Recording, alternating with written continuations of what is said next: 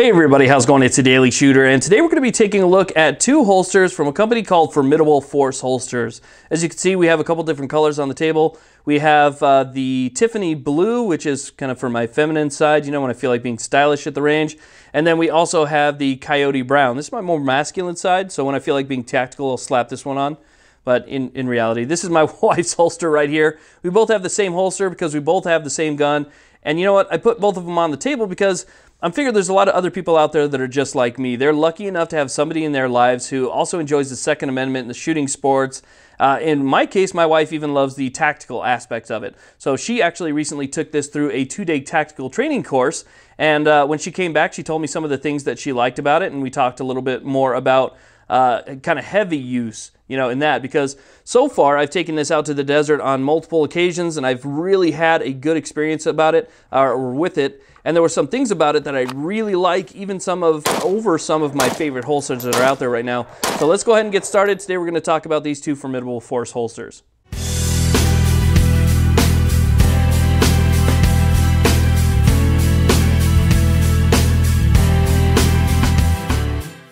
Okay, so let's take a closer look at the holster, and we'll talk a little bit about what makes me like this so much, even above some of the other holsters that I've really kind of grown to love. This holster has some extra special features. One of them is probably the most obvious, is going to be this belt loop right here. This belt loop extends out past the holster, and you're probably asking yourself why. Why'd they design it like that, and why not just put it behind the holster? Well, what they did is they gave the holster a nice wide footprint.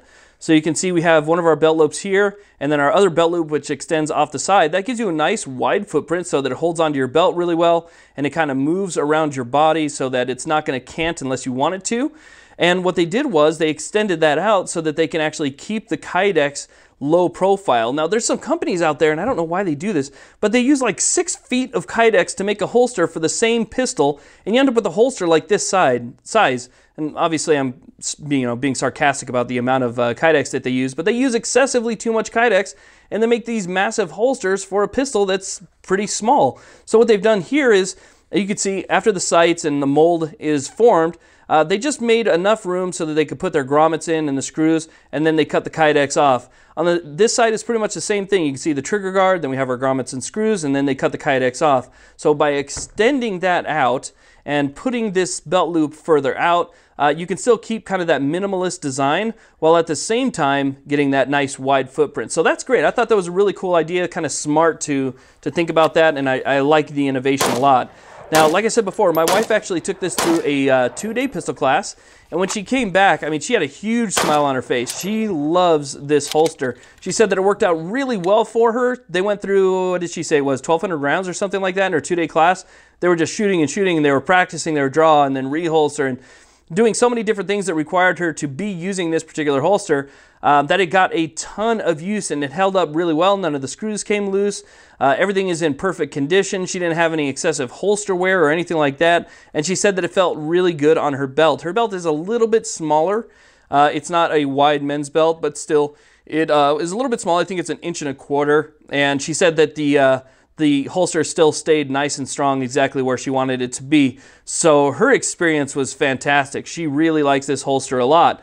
And my experience with it has been just as good. I haven't shot quite as many rounds as she has. I've taken it out to the desert a few times, shot with it, holstered, drawn, and gone through certain drills with it, and I've really liked it a lot, but she's the one who fired about 1,200 rounds to it and absolutely loves it. Now there's a couple other things about this holster that I want to point out that kind of, I think, are a little bit innovative and lead to some of the great features about it. Obviously you can see that the mold is real nice. We have a really nice mold of the Glock 19, but on the inside, and you may have noticed this while we were looking at it just a second ago, instead of having like a rubber stopper down there by the adjustment screw for your tension, there is this spring.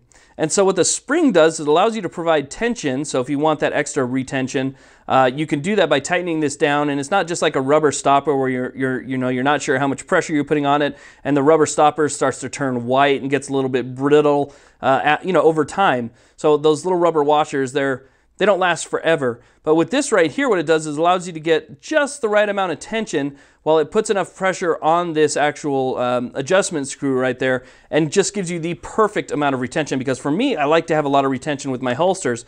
So you can see here, I'll probably hit the camera, but I like a lot of retention. You'll be able to hear it click right here. Okay, so it clicks in really nice. Firearm's not going anywhere. When I took, my last couple training classes, we had to move a lot of times. And when you're moving, you'll find out really quick if you go to a training class how much retention you actually need versus how much retention you don't need. I mean, I very rarely see people go and, make it looser. I usually see them make it tighter because when you're moving around, you can feel this thing start to come out of the holster. Well, with this, it's not the case. You tighten this thing down and it's absolutely perfect. So the retention is fantastic. The mold is fantastic. The way that they've made it a minimalist style is great, especially with this larger footprint, even on a smaller holster. And also, one of the things, you could choose to get this with a sweat guard or without the sweat guard. I almost always go with the sweat guard, but this time I decided not to because it's outside the waistband technically, or typically. I tuck in my shirts behind the holster when I'm using an outside the waistband holster. So I decided not to go with it, and I like it a lot. It's just kind of one less thing that, might potentially kind of jab you when you're, making the wrong movements. So very cool. Love these holsters. Great design. And I think they really did a good job. They didn't just make a holster to put it out there. They made a holster, they thought about it, they got feedback, and I've talked to these people. These are people who are shooters that make these, and so they took some of their own feedback and feedback from other people before they actually put something on the market. So really cool. These are definitely something that I would highly recommend. I mean, it's a great holster. So again, check out Formidable Force holsters. I'll put a link in the description box if you are interested. Go over there and check them out. They really do make some pretty cool stuff for a lot of different pistols. Anyway, thank you all very much for watching. Please like, subscribe, and have a great day.